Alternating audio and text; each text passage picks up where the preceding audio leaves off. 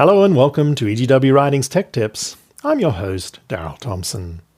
Thank you for joining us today in another of our series on learning how to use the new EGW Writings website.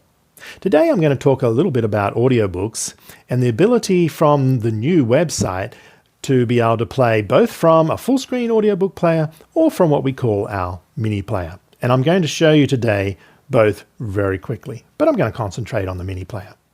In front of me here I have opened the book. And if I'm clicking here in a paragraph and I click on the play button there, it will say play from current paragraph and you can hear the audiobook playing.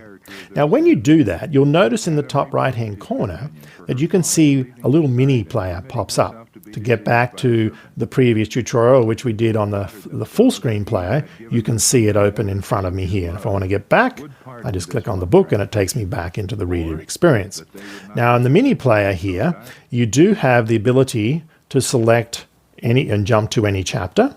So you can jump around and it will play in the chapter. You can hit pause both from here and from up in the top in the header. So see how I can play, pause, and show and hide that mini player.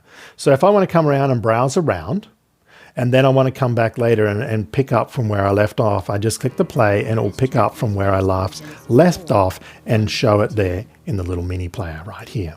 You have in your tools, you have your previous chapter, next chapter, a rewind 10 seconds, forward 10 seconds, play, pause, and then the maximize screen, and then close the mini player. And when you close the mini player out, it's completely gone and you need to play it back in here from listening here to the MP3, or come back over through the audiobooks, or come back in from My Library and pick it up from there. So, you can click back and click on the play there.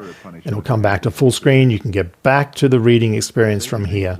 And there you've got your mini player again. All right, so I've pretty much just ran through the audiobooks mini player and how it works on the new egwwritings.org website. It's a great little tool and feature, especially on your mobile devices or tablets.